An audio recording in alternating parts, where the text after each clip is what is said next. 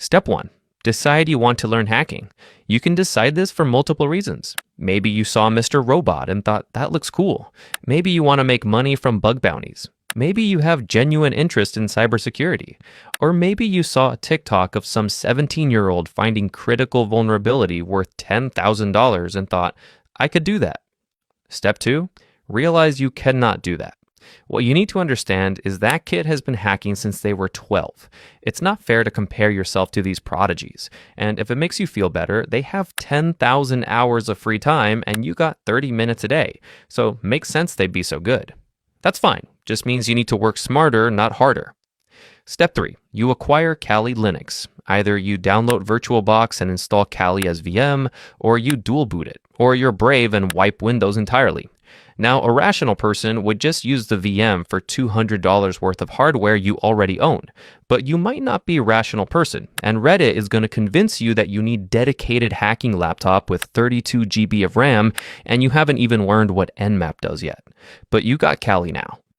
Next step is realizing the physical toll that hacking has on your sleep schedule.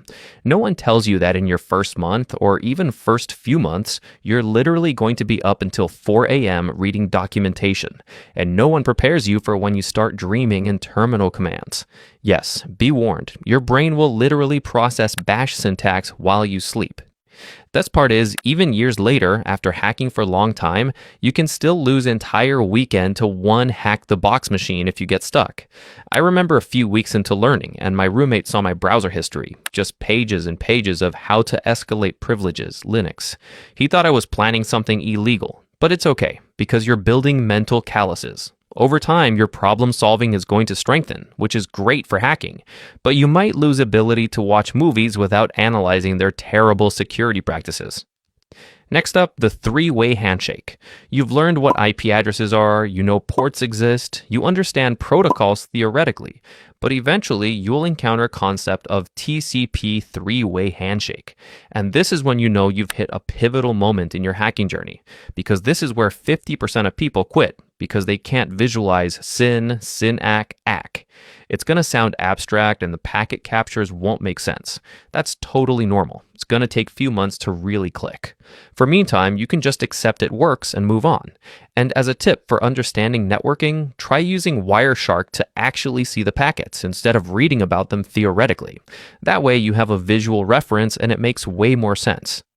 After a few months of YouTube tutorials, you're going to get bored of running Nmap scans on your own network, and you're going to discover Metasploit.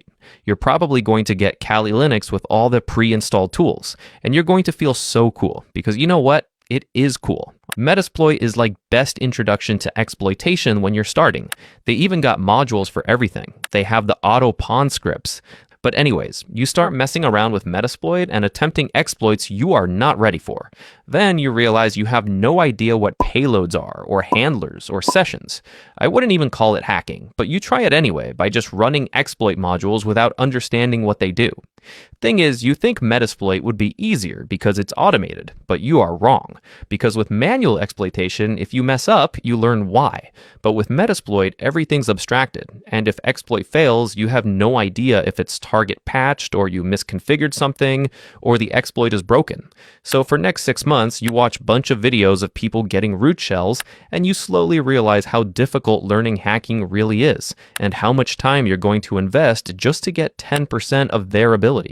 At this point, you have two different roads. You can either realize it's going to take another 3 years just to find your first critical vulnerability and give up right now, or come to terms with the fact that you kind of suck right now, but you want to keep going because you've also invested a lot of time into this. So you decide to keep going. You keep working at it. Maybe take a few breaks here and there, but ultimately you always come back to the terminal. This is probably the time you witness your first real vulnerability discovery. So you go get your Burp Suite and you learn how to intercept HTTP requests. Very empowering moment. Honestly, not super hard, but you're going to pull up the same YouTube video every time you need to configure proxy settings because you always forget which port it uses. Anyways, one day you get tired of all the network stuff, all the port scanning, and you watch a video of someone finding SQL injection. That got you thinking, how cool would it be if I could find web vulnerabilities?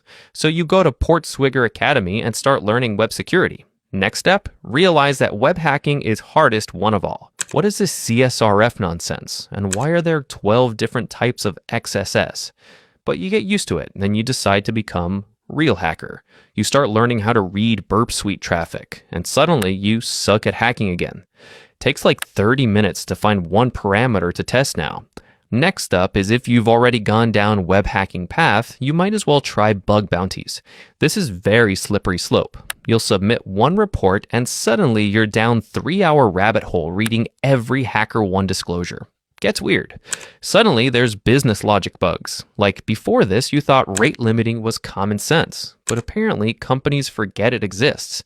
From now on, you'll be testing every single input field you see. But anyways, you'll find IDOR vulnerability, and that's a very common bug.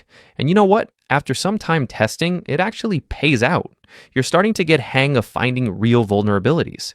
Then you'll probably start documenting your methodology so you can replicate success. And then you realize you still kinda suck, but just a little bit less. Okay, next up. You're deep into this now, and you need to pick a specialty. Out of corner of your eye, you spot most interesting field. Maybe it's cloud security. Maybe it's malware analysis. Maybe it's network pen testing. At this point, you can do one of two things. You either go into classic corporate pen testing route and you learn Active Directory exploitation for real this time, or you descend into really niche areas like hardware hacking or car security research. You probably saw a video about this on YouTube and got hooked. Next step, time to touch some grass. You're finally good enough to do some work in front of actual clients. Maybe you do freelance pen tests for a local business, or you land bug bounty with decent payout. You do the assessment and it goes fine, but you'll dwell on that one vulnerability you miss for a long time afterwards. But literally no one cares. Like, no one cares. Next up, another tool. Trying to justify downloading another framework is getting harder at this point, but it's okay because you are meaning to get into mobile security anyways, and your current setup doesn't have Frida installed and you can't use Burp Suite for mobile because that's for web apps and you want to test like actual Android applications. So you get Android Studio and you spend 10 hours configuring emulator and you get debugging tools and you learn about APK decompilation, which you'll use all the time, which is why you need all these tools. Then you go into phase where you're learning really hard reverse engineering. Sometimes they don't even have tutorials for specific malware samples you want to analyze. So you have to read assembly at like slowest speed possible, and it's most frustrating experience ever. It's so hard to make out what function does. But you know what? That's character development. Also, somewhere throughout this process, you try to automate your reconnaissance. But no matter how hard you try, you cannot get workflow exactly right. Like you can make a script that finds subdomains, but deep down, you know you're not doing it efficiently as you could. Next up, you learn Python properly and start messing around with the magical world of tool development because you want custom scripts. Let's be real, it's 2026, and in this economy, we cannot be manually running same commands forever. So you write automation script and spend like 10 hours debugging it until you forgot why you even started coding in first place. Next up, you make hacking blog or YouTube channel. You've been hacking for many years now and finally feel like you're good enough to share knowledge online. Maybe you make write-ups or tutorials, but at this point, you can comfortably say you've been able to successfully learn hacking. This was a long journey, definitely not easy, but now you can find vulnerabilities and get paid, and I think that's all that really matters. So congratulations on surviving great hacking learning curve. You were able to surpass 90% of people who gave up trying to learn this. To all people just starting hacking right now, this is perfect time to start learning. 2026 is the year we're all going to lock in. There's tons of free resources online to help you along the way. And you know what? Maybe by end of the year, we'll be finding bugs better than those 17-year-olds on TikTok.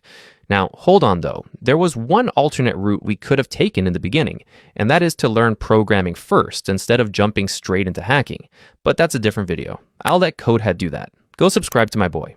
Before I end this, one last thing, because you just saw how messy this whole learning journey can be. All those tutorials that went nowhere, dead discords, tools I had no idea how to use, and Reddit threads that made me more confused than before. Yeah, that's exactly how I learned. At some point, I started organizing the stuff that actually helped, the order I wish I learned things in, labs that actually make you think instead of copy-paste, and concepts that finally clicked after weeks of banging my head. All of that lives in Cyberflows Academy, my private community. I even made a video walkthrough on the website showing everything inside, so you can see what it's really like. If that sounds useful, check it out. All right, that's it for me. See you in the next video.